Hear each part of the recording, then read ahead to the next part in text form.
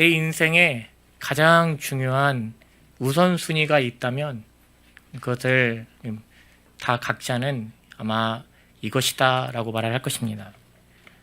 저는 제가 목사로서 어제와 또 오늘 계속해서 제가 생각하기에 내 삶의 가장 중요한 우선순위가 무엇일까 라고 했었을 때 제가 살아온 삶도 그렇고 지금 이 순간에도 저의 대답은 사명이다 라고 이렇게 전 대답이 됩니다. 아마도 우리 성도님들도 각자의 답이 있으실 것입니다. 어떤 분들에게는 가족이 내 삶의 최고의 우선순위다 하시는 분도 있고요. 제가 최근에 이렇게 짤로 보고 있는 그 드라마 재벌집 막내 아들, 그 드라마에서 보면 그 진양철 회장에게는 뭐 순양이다 라고 이렇게 하면서 어떤 사업장, 그것이 내 삶의 최고의 우선순위일 수도 있겠습니다. 그런데 각자에게 다 우선순위가 다르지만 그리스도인에게 최우선순위는 그리스도죠. 우리는 그리스도인이라고 불리고 있는 사람들 아니겠습니까? 어머니가 이 개척교회를 하셨습니다. 2003년에 많은 비가 내릴 때가 있었습니다. 시야에 개척교회를 하시는데 오전 7시쯤 형과 저에게 막 전화가 오셨어요. 급하게 막 계속해서 전화가 안 받으니까 계속 낄 때까지 전화를 하시면서 전화가 와서 이렇게 전화를 받아보니까 빨리 교회로 오라고. 교회를 가서 보니까요, 이 비가 너무 많이 쏟아졌는데 지하에 물이 차서 이 지하 교회의 그 모든 것들이 다 물에 떠다니고 있더라고요. 그러니까 비가 많이 와서 지하에 물이 잠기니까 교회에 있는 이 집기들이 다 이렇게 떠다니고 있고요. 아버지 어머니가 이 강대상에서 앉아서 이렇게 그 반바지 차림과 그 러닝 차림으로 이렇게 거의 아버지는 누워 계시듯이 이렇게 누워 계시고 어머니는 그냥 망연자실해서 앉아 계시고 어떻게 해야 될지는 모르겠고, 그러니까 새벽 내내 물을 퍼시다가 계속 물을 퍼시다가 지쳐가지고 저희를 부르신 거였어요. 제가 보니까 지금 이게 물을 퍼내서 될 일이 아니에요. 너무 막 다 떠다니고 있는데, 그래서 가만히 보니까요, 이렇게 그 지하로 연결되는 이렇게 옥상에서부터 지하로 연결되는 그 이렇게 배수관이라고 해야 되나요? 거기서 계속 물이 이렇게 더 다른 데로 나가는 게 아니라 거기로 이렇게 물이 차서 들어온 거였더라고요. 그래서 옥상에 올라가서 이제 그 배수로를 거기를 이제 수건으로 다 막았더니, 그리고 지하에 내려와 보니까 이 물이 더 들어오지 않는 거예요. 이미 들어온 물을 퍼내야 되는데 지하잖아요. 어디다 퍼내야 되는지 잘 모르겠더라고요. 그래서 계속 계산을 오르락 내려가면서 바켓스에 다 뭐 이렇게 물동이에 이래가지고 다 퍼냈는데, 저희 형이 딱 보면서 그 상황을 딱 보면서 저한테 그 나르는 중에 한 말, 망했다. 이 얘기를 딱 하시더라고요. 막 형이 느끼는 단어는 망했다 했어요. 교회는 사업장이 아니지만 정말 저도 그 모습을 보면서 제가 신앙생활을 해왔고요. 어머니가 그렇게 개척교회를 20년 넘게 하시다가 마무리하셨죠. 시야에 그 물난리가 났었을 때 어머니는 물이 계속 쏟아져 들어오고 있는데 어디서 물이 들어오는지 막을 생각을 안 하고 그냥 밤새 퍼내고만 계셨던 거예요. 계속해서 물이 차고 더 차고. 근데 가자마자 제일 먼저 했어야 하는 건 무엇입니까? 어디서 물이 새는지를 막았어야 되는 것이죠. 어디서 물이 들어오는지 거기를 막는 게 물을 퍼내더라도 그 시작인 것이죠. 하나님 보시기에 이스라엘 백성에게 있어서 가장 중요한 일이 있었습니다. 그게 성전 재건이었습니다. 선지서 대부분이 멸망하기 전 이스라엘 백성들에게 하셨던 말씀이었어요. 유다에 주신 말씀들이었어요. 그 말씀들은 결국 다 이루어졌습니다. 그럴 리 없다 했지만 다 이루어졌어요.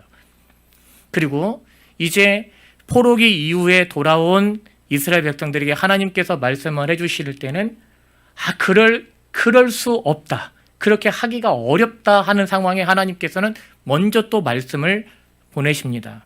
이스라엘 백성들이 이 모든 과정들을 통해서 포로기 전에 선지서를 통해서 주셨던 말씀들, 선지자를 통해 주셨던 말씀들, 포로기 과정 중에 선지자들을 통해서 주셨던 말씀들, 이것을 통해서 이스라엘 백성들이 무언가를 배웠어야 합니다.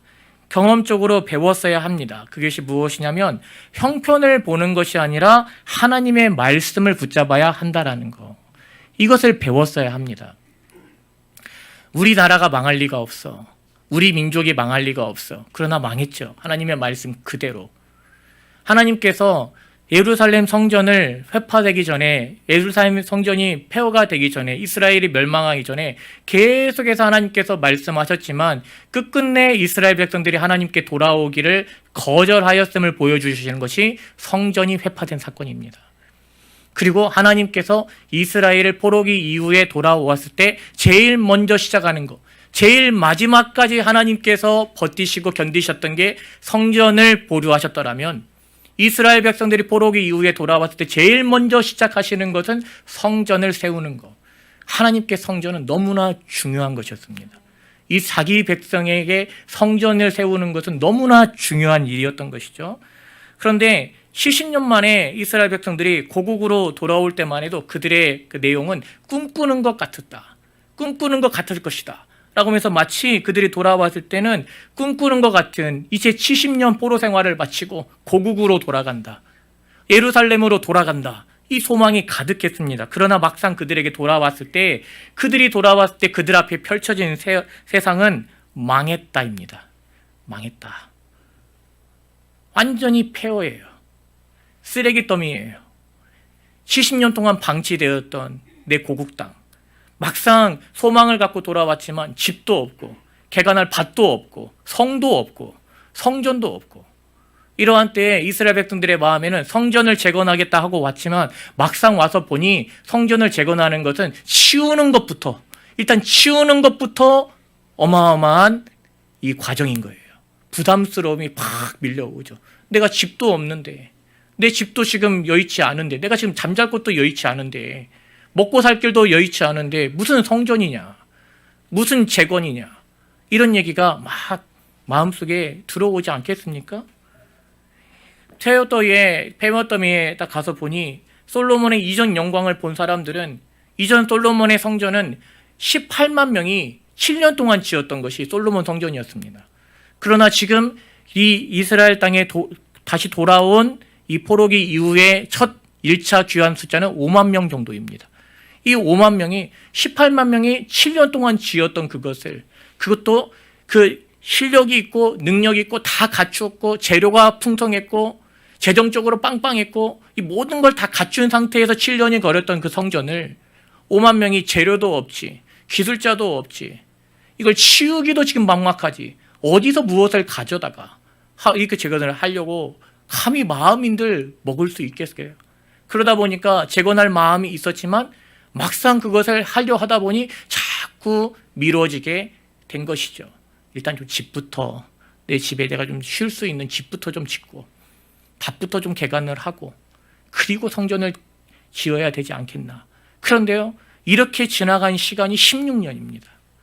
16년 동안 성전이 방치되어 있었던 것입니다. 그때 하나님께서 선지자 학개를 통해서 이스라엘에게 말씀을 하시는 것이죠. 먼저 스룹바벨에게, 그리고 여호수아에게 하나님의 말씀이 임합니다. 그리고 이스라엘 백성들에게 말씀이 들립니다. 이 말씀을 1장 14절 말씀, 성경책 가지신 분들은 학개서 1장 14절 말씀을 보면 여호와께서 스알디엘의 아들 유다 총독 스룹바벨의 마음과 여호사닥의 아들 대제사장 여호수아의 마음과 남은 모든 백성의 마음을 감동시키심에 그들이 와서 만군의 여호와 그들의 하나님 전 공사를 하였으니, 마음과 마음을, 스룹바벨과 여호수아의 마음을 감동시키시고 그리고 온 이스라엘을 감동시키셨어요. 16년 동안 방치되어 있다면 한편으로는 마음의 부담이 가득했지만 그러나 어느 순간 거의 잊혀지거든 그런 모습이었던 이 성전 재건에 대해서 어느 순간 하나님께서 학개 선지자와 스가랴 선지자를 보냈을 때 이들의 그 음성을 들었을 때 제일 먼저 리더십이 마음이 동하였습니다. 리더십의 마음이 먼저 움직이기 시작했습니다. 그리고 그 리더십의 마음이 움직였을 때 온 백성의 마음도 움직였습니다. 누가 하신 것입니까? 성령이 하신 것이죠. 하나님께서 하신 거예요. 이스라엘을 회복하시고자 하나님께서 성전 재건하는 일을 방치되어 있던 것을 기다리시다가 선지자 학개와 스가랴 선지자를 보내서 온 이스라엘의 마음을 감동해서 함께 하나님의 전 공사를 하게끔 하시는 것이죠. 가슴이 뛴다라는 말이 있습니다. 말씀을 들을 때 가슴이 뛸 때가 있습니다. 은혜가 임할 때 가슴이 뛸 때가 있습니다. 제가 사역을 해보니까요, 어느 때는 이런 말씀을 듣고 있는 내 자신이 너무나 행복하다 할 때가 있습니다. 강단에서 선포되는 똑같은 메시지 같은데 어느 날에는 이 말씀을 듣고 있는, 이렇게 귀한 말씀을 듣고 있는 내 자신이 너무나 행복하다 할 때가 있습니다. 그럴 땐 가슴이 뛰어요. 우리 초지동산이 그런 은혜가 있는 줄로 믿습니다. 하나님의 말씀이 내게 들려올 때 가슴이 뛰는 것입니다. 언제 가슴이 뛰었는지 한번 잘 생각을 해보세요.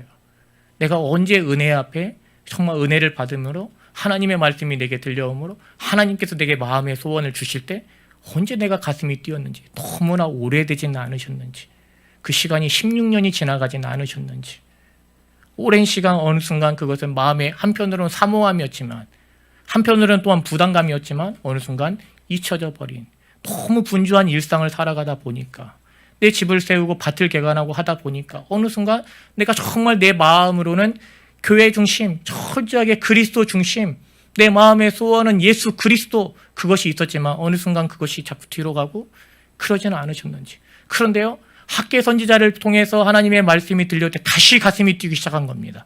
온 이스라엘의 백성의 마음이 하나님을 향하여 돌아선 것입니다. 이게 전 공사가 다시 시작되는 그 내용인 것이죠. 하나님은 우리가 구하기도 전에 먼저 주십니다. 이것은 하나님의 어떤 사랑이에요. 구하는 것도 주십니다. 그런데요, 때로는 구해야 할 것들이 무엇인지를 깨닫게 하셔서 구하게 하십니다. 그리고 주시죠. 오늘 학개서는 이스라엘 백성들이 계속해서 놓치고 있었던, 가장 먼저 회복에 있어서, 그리고 그들이 정말 하나님 앞에 형통함에 있어서 가장 먼저 했었어야 됐지만 놓치고 있었던 그것을 하나님께서 깨닫게 하심으로, 그것을 구하게 하심으로 주시려는 그 하나님의 마음이 담겨 있는 것이죠. 첫 번째, 하나님께서 이 5절과 7절 말씀에 보면 너희는 너희의 행위를 살필지니라, 7절에도 너희는 자기의 행위를 살필지니라 라고 이렇게 얘기했습니다. 하나님께서는 우리의 행위를 한번 살펴보라 라고 이렇게 얘기했어요. 그런데 이 앞절에 2절에도 이런 말씀이 있습니다. 만군의 여호와가 이같이 말하여 이르노라, 이 백성이 말하기를 여호와의 전을 건축할 시기가 이르지 아니하였다 하느니라. 이 말씀은 다른 표현으로 하면 때가 되지 않았다라고 이렇게 얘기를 했다는 겁니다. 이스라엘 백성들이 성전을 재건해야 되지 않을까? 누군가가 얘기를 했겠죠. 16년이라는 시간 동안 우리가 지금 성전을 먼저 재건해야 되지 않을까라고 했었을 때 그들이 하나같이 반응했던 내용은 때가 되지 않았다. 그런데 하나님께서 그 말을 듣고 계셔요. 하나님께서 다 들으신 거예요. 이 백성이 말하기를 때가 되지 않았다라고 이렇게 말을 한다라는 겁니다. 그러니까 이스라엘 백성들에게는 무엇이 있어요? 성전을 재건해야 한다라는 당위가 있어요. 성전을 제거해야 한다라는 그 중요성도 알아요. 그러나 때가 되지 않았다라고 얘기를 한 겁니다. 건축을 안 하겠다가 아닙니다. 성전을 재건하지 않겠다가 아니라 때가 되지 않았다라고 얘기를 한 것이죠. 아예 안 하겠다고 했다면 그러려니 했을 겁니다. 그런데요, 마음 한편으로는 소망이었어요. 마음 한편으로는 거룩한 부담이었어요. 간절한 또 기대였어요. 그러나 이스라엘 백성들이 실제적으로 무언가를 움직이려 할 때는, 누군가가 외쳐서 움직이자 할 때는 때가 되지 않았다. 아직 그때가 아니야. 이렇게 얘기를 한 것이죠. 그런데요, 때와 시기는 늘 준비되어 있지 않습니다. 그렇게 시간이 16년 동안 수없이 이름 없는 사람들이 외쳤을 것이고, 그렇게 지나온 시간이 16년이에요. 표면적인 이유도 있었습니다. 사마리아인들의 방해가 있었습니다. 외적인 위험이 강했어요. 사마리아인들이 같이 공사를 하자 하다가 거부를 하니까 오히려 그 왕에게 보고를 해가지고 다리오 왕 때 조서가 내려서 성전 그 건축을 막혔어요. 그리고 또 내적인 이유도 있었죠. 18만 명이 7년 동안 거쳐서 재건한 그 성전을 우리가 어떻게 하냐? 우리가 5만 명이 되는, 어디서 무엇을 가져다가 성전을 재건한다는 말이냐? 이런 말이 있었죠. 인부가 있습니까? 필요한 재료가 있습니까? 도대체 무엇이 있습니까? 무엇을 가지고 하자라는 말이냐, 이런 말들이 얼마나 난무했겠어요. 그런데요, 하나님께서 이 말씀을 들려주시면 우리에게 무엇을 깨닫게 하십니까? 우리는 준비가 안 되었다라고 얘기하는데 하나님은 준비가 되어 계신다라는 거예요. 하나님께서 준비되어 계시는 거예요. 마음의 소원을 주고 무언가 일을 하실 때는 하나님께서 준비가 되어 계시는 거예요. 그것을 바라보고 가는 게 신앙이죠. 그것을 바라보고 갔던 세대가 우리 한 세대 전 믿음의 선배들의 모습이었죠. 20년이라는 시간은 무언가 열정이 식어버리기에 충분한 시간입니다. 그런데 그렇게 누군가가 그 순간순간 학계와 같은 어떤 메시지도 외쳤을 수도 있습니다. 그런데요, 그때마다 다 때가 되지 않았다 얘기를 한 것이죠. 우리는 말을 바꿔야 되겠죠. 어떻게 해야 됩니까? 때가 되었다. 때가 됐다. 지금 성전 건축하라는 말 아닙니다. 지금 개척교회에 와서 제가 우리 형제 교회인데요. 교회에 와서 제가 설교를 하다 보니까 자꾸 이 말씀이 제가 하면서 성전 건축에 대한 부담으로 가려? 아니에요. 그 말이 아니에요. 때가 되었다. 하나님께서 말씀하실 때 내가 그 말씀에 반응할 때가 되었다 라고 말씀을 하는 것이죠. 학계를 통해서 주시는 메시지는 결단의 문제다 라고 이렇게 들려주시는 겁니다. 때가 된 게 아니고요, 때가 아직 안 된 게 아니고요, 결단을 못하고 있는 거 아니겠습니까? 재건에 순응할 것인가 불응할 것인가. 하나님은 상황이 아무리 어려워도 하나님의 백성이 하나님의 말씀 붙잡고 성전을 재건하기를 원하셨어요. 그래서 리더십은 그것을 독려해야 했음을 말합니다. 그러나 수르바벨과 여호수아도 방치해버렸던 것이죠. 그러다 하나님께서 학계 선지자를 통해서 제일 먼저 수르바벨과 여호수아에게 독려해라. 그건 네 일이 아니야. 그건 하나님의 일이야. 이스라엘 백성을 위해서 그것을 해야 돼 라고 하나님께서 말씀을 하시는 것이죠. 4절을 한번 볼까요? 4절에 이 성전이 황폐하였거늘 너희가 이때에 판벽한 집에 거주하는 것이 옳으냐. 판벽한 집이라고 표현을 했는데요, 두 가지 해석이 가능합니다. 화려한 집, 완성된 집. 그러니까요, 하나님의 성전이 회파되었는데 지금 너희가 이런 화려한 집, 아름다운 집, 완성된 집에 거하는 것이 옳으냐. 그러니까 이 말씀은 실제로 이스라엘 백성들이 판벽한 집에, 화려한 집에 거해야 했다라는 것이 아니라 그들의 집을 완성하는 데는 그렇게 힘을 썼으면서 하나님의 집을 재건하는 일에는 무관심했다, 방치하고 있었다라고 이렇게 말씀을 하는 것이죠. 하나님께서 요한 3서 2절 말씀에 이렇게 말씀하시죠. 사랑하는 자여, 내 영혼이 잘된 같이 내가 범사에 잘되고 강건하기를 간구하노라. 하나님께서 제일 먼저 이스라엘 백성들에게 주시려는 것은 영혼의 잘됨입니다. 범사에 잘되고 강건하기를 우리가 간구하지만 하나님께서 먼저 주시려는 최고의 복됨은 영혼이 잘됨 같이 했어요. 그것을 보여주시는 것이 성전을 재건하라 라는 명령에 담겨있는 하나님의 마음인 것이죠. 그러하니도 부담스러운데 부담스러운 걸 또 부담을 주시는 게 아니고, 그것이 이 성전을 재건하라는 명령은 이스라엘을 위해서 하나님께서 주시는 명령인 것입니다. 영혼이 잘된 같이 그 영혼이 먼저 잘 되어야 했기에 이스라엘 백성들이 성전이 없어서 멸망한 것이 아니라 성전이 있었지만 그들의 영혼이 잘됨이 되지 못했을 때 하나님께서는 예루살렘 성전이 회파되는 그것을 결단하시면서까지도, 그 과정을 다 지켜보면서까지도 이스라엘의 심판을, 그리고 포로기로 끌려가는 그 과정을 하신 하나님께서 제일 먼저 이스라엘을 회복을 명하실 때, 회복을 주시려 할 때 제일 먼저 하시는 것은 영혼이 잘된 가치를 하나님께서 거기에 가치를 두시는 것이죠. 그것을 먼저 이루어 가시는 것이죠. 그것이 이스라엘 백성들에게 들려주시는 성전 재건 명령이라는 것입니다. 성전이 제대로 세워지지 않았기에 다른 일도 제대로 할 수 없었어야 하는 것이 이스라엘 백성들의 원 모습이었어야 맞아요. 그런데요, 이런 말씀이 오늘날 이 시대에는 잘 공감이 되지 않습니다. 한 세대 전의 믿음 같은 모습이 되어버렸어요. 성전이 회파되어 있었을 때는, 내 영혼이 하나님과의 관계가 막혀 있을 때에는, 뭔가 그것이 엉망진창일 때는 다른 모든 것이 손이 잡히지 않았던 그 믿음의 세대의 모습이 오늘 우리 가운데는 많이 희미해져 있죠. 왜냐하면 너무나 다 그렇게 살아가고 있으니까요. 그렇게 사는 것이 아주 특별한 세대가 되어버렸죠. 하나님께서 이스라엘 백성들에게 말씀하시는 건 영혼의 잘됨이 제일 우선이야. 제일 앞자리야. 그들의 삶에 하나님이 제일 앞서 있기를 기대하십니다. 어려운 상황이 아니다라는 게 아닙니다. 이스라엘 백성들은 지금 너무나 어려운 상황이에요. 그러나 어려울 때일수록 더욱 하나님이 앞에 가셔야 되는 거예요. 하나님이 앞서 계셔야 되는 거예요. 학개서 말씀을 살펴보니까요, 포로기 이전에 이스라엘을 재건하라는 명령도 아닙니다.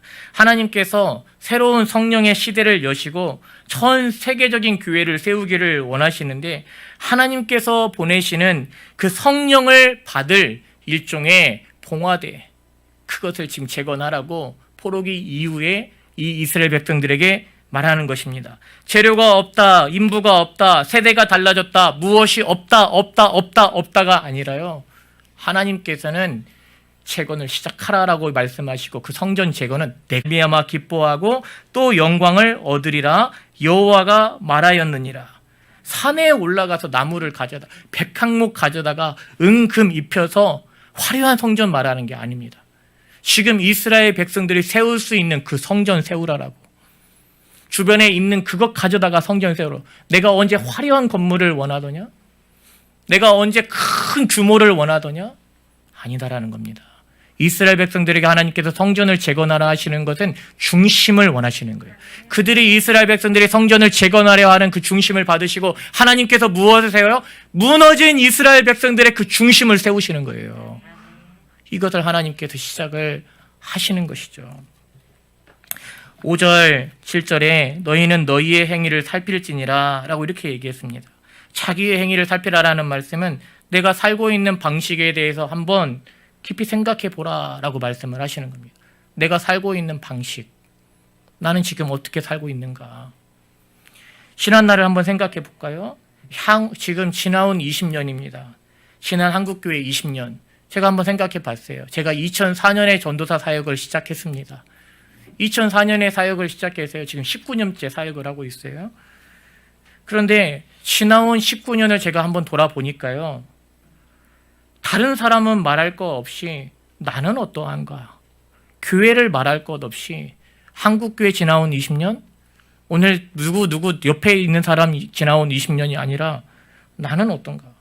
시간이 지나갈수록 내 주 예수 그리스도를 아는 지식은 가장 귀하다, 가장 고상하다라는 고백이 내 안에 있는가? 시간이 지나갈수록 더 깊어져야 되겠죠. 더 감사해야 되겠죠. 더 감격해야 되겠죠. 더 헌신과 섬김은 분명히 깊어져야 맞는 것 같아요.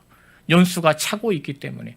이제 막 26세 신대원을 처음 갔었을 때는 아무것도 몰랐으니까 그렇다 하지만 19년이 지나가면서 하나님의 말씀을 더 깊이 알았고 하나님 앞에 더 엎드려 기도했다라고, 그렇게 사역을 하면서 많은 성도님들에게 그렇게 설교를 해왔다라면 분명히 깊어져야 하는 건데요, 아닌 것 같아요. 제가 제 자신을 보니까, 제 행위를 살펴보니까 예수 그리스도로 시작을 했는데 자꾸 제 중심으로 바뀌어 가는 것 같아요. 처음에는 아골골짝 빈들에도 섬이라도 오지라도 어디라도 주님 말씀하시면 불두덩이라도 물 한 바켓스 들고 들어가겠습니다가 이게 26세 막 소명을 받고 처음 사역을 시작할 때의 모습이었는데, 지금은 멀리 불길만 봐도 두려워요. 두렵습니다. 벌써 그것이 불구덩이 같은 거가 느껴지면 벌써 두려워요. 아고글짝 오지에 제가 아내에게 결혼할 때 물어봤어요.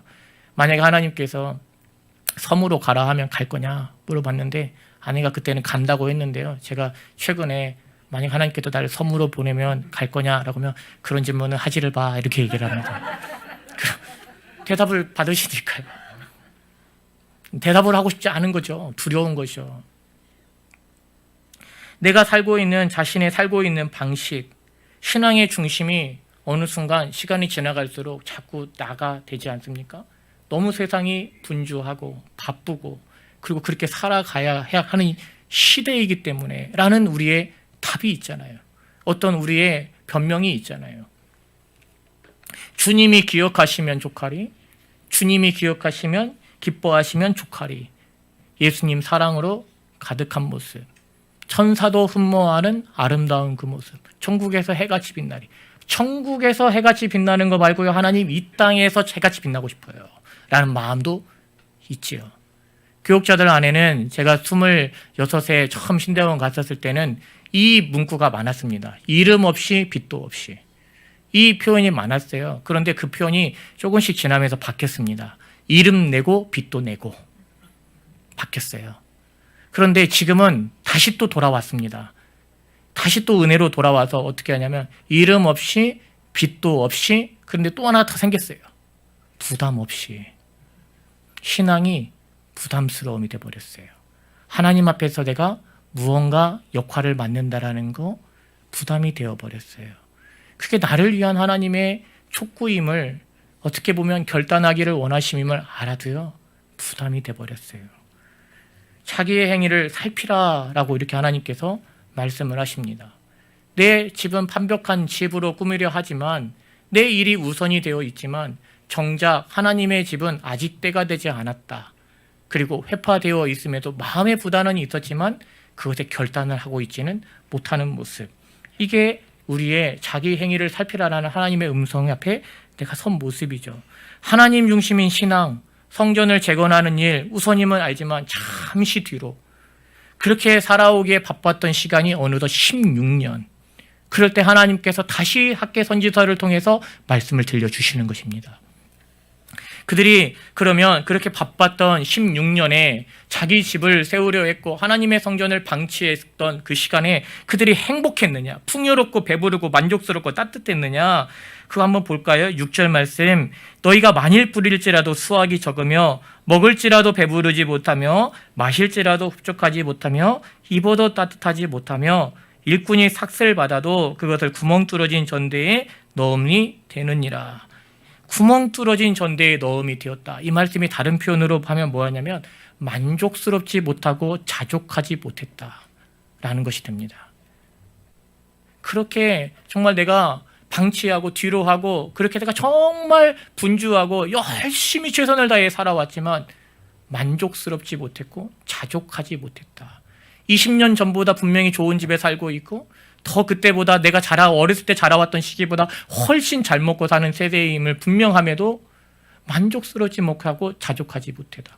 그런데 내가 아무리 힘들고 어려웠어도 철저하게 하나님을 바라보고 있었던, 내 중심이 하나님을 향해 서 있었을 때는 먹지 못하고 마시지 못하고 힘들고 어려웠지만 만족이 있었고 자족이 있었고 성령이 주시는 그 기쁨과 감사가 있었던 것이죠.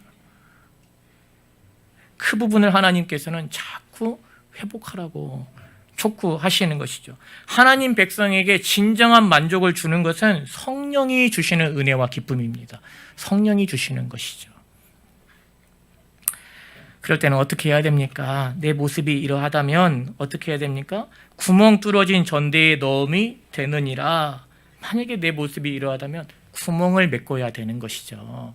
구멍 뚫어진 전대에 넣음이 아니라 제일 먼저 무엇을 해야 됩니까? 구멍을 메워야 되는 것이죠. 어디서 구멍이 뚫렸는지, 뚫린 곳이 도대체 왜 뚫렸는지, 어떻게 뚫려 있는 것인지 그것을 보시고 그것을 메워야 되는 것이죠. 그게 하나님께서 오늘 우리에게 들려주시는 성전을 재건하라 라고 하나님께서 말씀을 하시는 것입니다. 더 이상 방치하지 말고, 더 이상 그것에 무관심하지 말고 속히 산에 올라가서 나무를 가져다가 성전을 재건해. 성전을 재건하라는 말은 큰 건물 지으라는 거 아닙니다. 하나님의 백성이 하나님의 백성으로서의 거룩한 정체성, 철저하게 하나님 중심의 그 사명 공동체, 예배하는 그 공동체 회복하라라고 하나님께서 오늘 우리에게 들려주심 아닙니까? 지금 하나님께서 화려한 건물 지으라라는 것입니까? 아주 갖춘 예배 드리라고 하시는 것입니까? 아니에요. 하나님의 임재, 하나님의 중심, 그 하나님의 영광이 있는 그것을 회복하라라고 그것을 말씀하시는 거죠.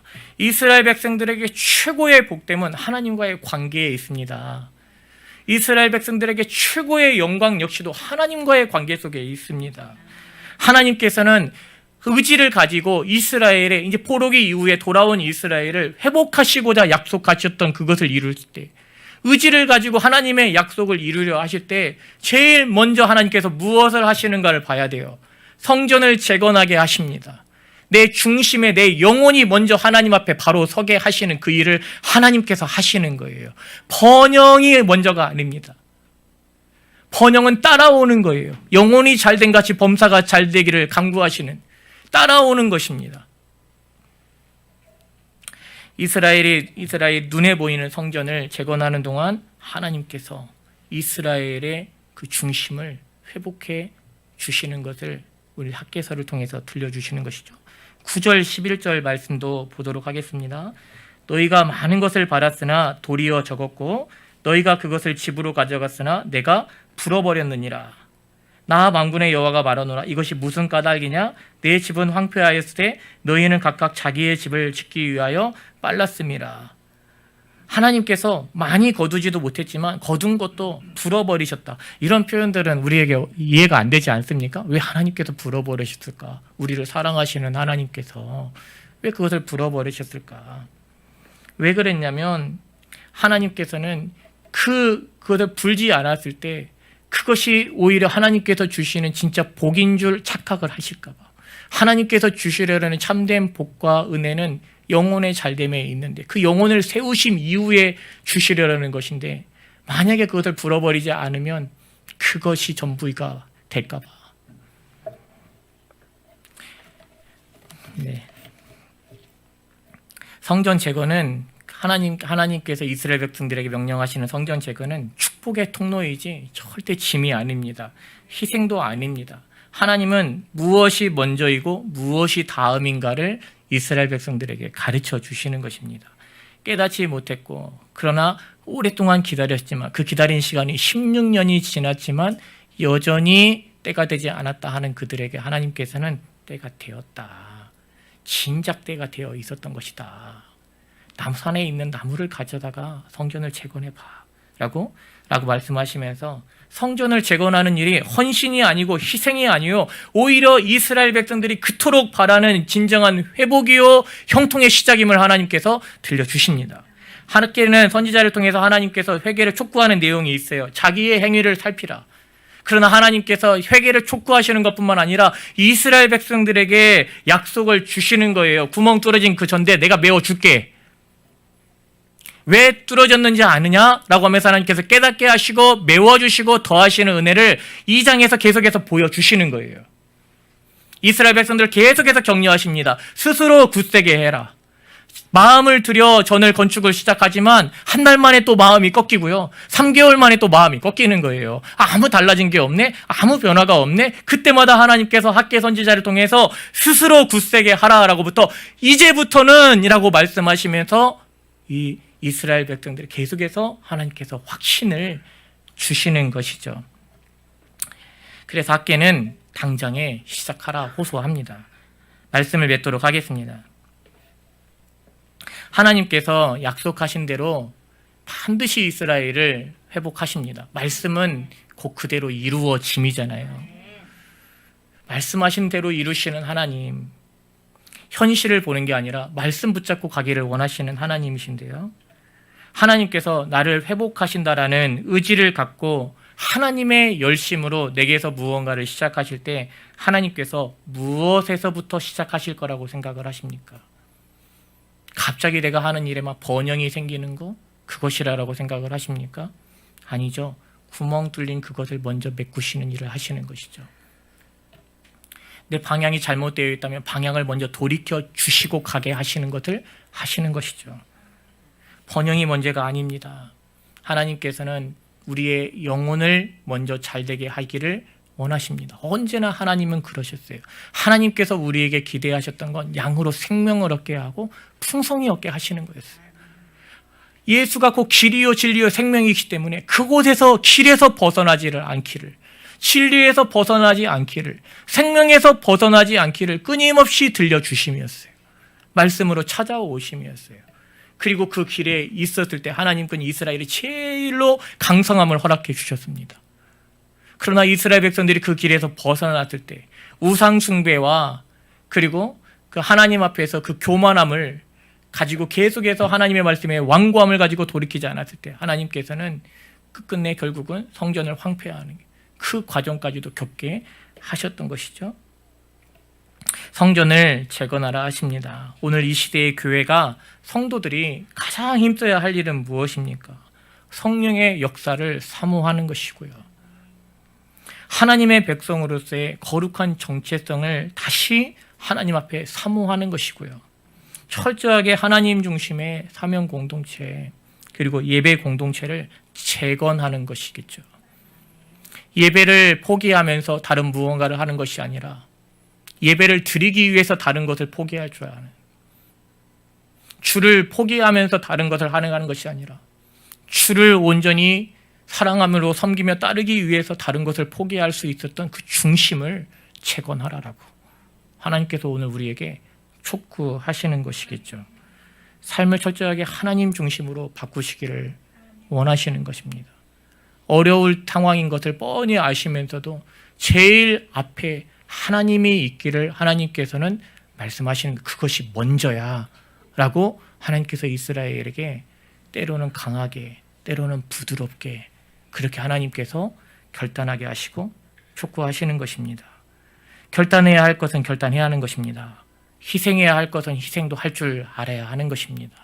그래야 하나님께서 말씀하신 그 뜻을 우리가 이뤄가는 자리에, 복된 자리에, 영광의 자리에 있는 것입니다.